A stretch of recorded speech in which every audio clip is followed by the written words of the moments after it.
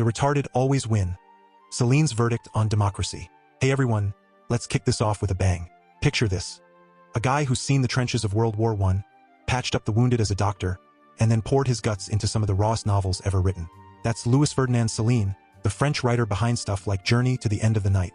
Back in the 1930s, he drops this gem. I have never voted in my life. I have always known and understood that the idiots are in a majority, so it's certain they will win. Boom. Right there, he's nailing what he sees as the rotten core of democracy. The sheer numbers game where the clueless crowd calls the shots. It's not just some throwaway line. It's born from his bone-deep distrust of people en masse, shaped by the chaos he lived through.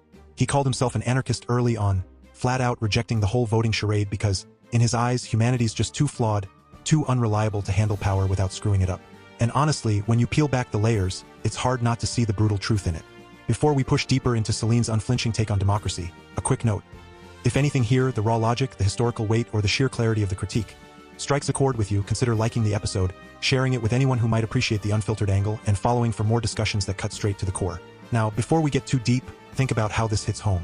Imagine a system where every decision boils down to who can rally the biggest mob, and that mob's often swayed by gut feelings, flashy promises, or straight-up lies. Céline's not pulling punches. He's saying the majority's idiocy guarantees bad outcomes every time. It's like handing the wheel to a bunch of folks who can't read the map and wondering why you end up in a ditch. We'll unpack why this isn't just cynicism but cold, hard logic, drawing from the mess of history and human nature itself. Alright, let's roll up our sleeves and really dig into this. Céline didn't come to this view in a vacuum. Born in 1894, he volunteers for the front lines in 1914, gets wounded, and comes out the other side with a medal but a shattered faith in society. By the 1930s, he's writing these explosive pamphlets raging against what he sees as manipulative forces, Bolshevism, international schemes, the works. But at the heart of it, he's got this anarchist streak. I'm an anarchist to the tip of my toes, he says in 33, adding he never voted because he doesn't believe in men. Humanity's a joke to him, a swarm of self-serving fools. That quote, it's pure distillation of his contempt for democratic rule. In a world where the masses hold sway, the idiots, meaning the ignorant, the impulsive, the easily duped, outnumber the wise every day of the week. So why bother voting? You're just rubber-stamping their victory. And look, this isn't some fringe rant.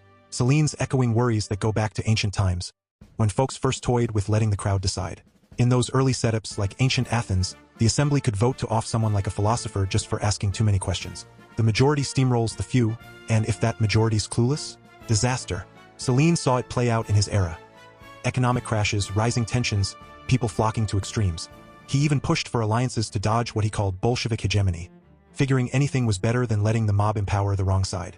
By the 40s, he's backing a unified authority-oriented front in France, not because he's blind, but because he thinks democracy's facade hides the real power grabs by elites manipulating the idiots below. His life story's a testament. Flee the country during the war, get branded a collaborator, but stick to your guns on humanity's flaws. The quote's not defeatist, it's realistic. In democracy, numbers trump sense, and sense is always outnumbered. Shifting gears to the meat of it, let's break down why this logic holds water like a steel trap. The core problem? Democracy pretends equality means everyone's opinion counts the same, but that's a recipe for incompetence ruling the roost. Take the basics. Most folks aren't experts on policy, economics, or geopolitics. They're busy scraping by, fed scraps of info from biased sources, and voting on vibes. Studies pile up showing voters are misinformed, can't name basic facts, mix up issues, fall for demagogues who promise the moon. It's not malice. It's human nature. We're wired for shortcuts, emotions over facts. In a free market system, you wouldn't let randos pick your surgeon based on popularity, right? But in democracy, that's exactly how leaders get chosen. The charismatic clown who flatters the crowd wins over the steady hand every time. And here's where it gets damning. The so-called fixes don't fix squat. People trot out ideas like education turning the masses wise. Cute, but history laughs. Even educated crowds herd into bad ideas. Look at how intellectuals backed Bolshevism in the early 20th century, thinking it'd usher in utopia. Education doesn't erase bias. It often amps it up with fancy justifications. Or they say institutions check the majority's power, courts, divided government, rights protections. Sure, on paper, but in practice, majorities stack those institutions over time. They vote in folks who appoint friendly judges, tweak rules to entrench their idiocy. It's a slow boil to tyranny. Ancient critics nailed it. Excess freedom breeds chaos, chaos begs for a strongman, and poof, democracy flips to despotism. The majority's whims erode order. Then they hand power to whoever promises to fix the mess they made. Now, some might push back, claiming collectives can be smart, like how crowds guess jelly beans in a jar better than individuals. But that's cherry picking. Those work when folks decide independently with skin in the game. In voting, there's groupthink city, echo chambers, peer pressure, misinformation storms. The wisdom of crowds crumbles when the crowd's ignorant or irrational. Data shows it. Policies backed by majorities often flop hard, from wars started on hype to economic plans that tank prosperity. And don't get me started on minorities swaying things through coalitions or courts. That's just delaying the inevitable. The majority eventually overruns those barriers if they want to. History's littered with examples. Majorities upholding atrocities because it suited their short-sighted interests, only for the whole ship to sink. Or take the rosy view that democracies deliver stability and growth. Compared to what? Autocracies might bungle too. But at least they're not pretending the idiots are in charge. In democracy, the bungling's baked in because the system empowers the unqualified. Sure, some places hum along, but that's despite the mob rule, thanks to lingering authority-oriented structures holding back the tide. Peel those away, and watch the idiocy flood in. The logic's ironclad. If idiots outnumber the competent, and they do by a mile, democracy ensures idiot outcomes. Céline saw it, lived it, and called it out, pulling from the man's own words to hammer this home.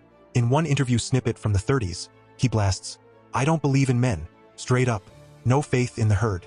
Or in his writings, he rips into the masses as a seething pit of folly, easily led astray. Journey to the End of the Night paints society as a farce, where the crowd's blind rush drags everyone down. And that quote again, "The idiots are in a majority, so it's certain they will win." It's not hyperbole, it's observation. He watched elections where the loudest voices drowned out reason, leading to policies that fueled division and war. In his pamphlets, he warns against Bolshevik traps. But the real enemy? The democratic illusion that lets the idiots vote in their own chains. Wrapping this up, folks, Céline's insight cuts through the noise like a knife. Democracy's Achilles heel is right there, the majority's built-in idiocy guaranteeing flawed rule. It's not about hating people, it's about facing facts. Human flaws scale up in crowds, turning votes into vectors for error.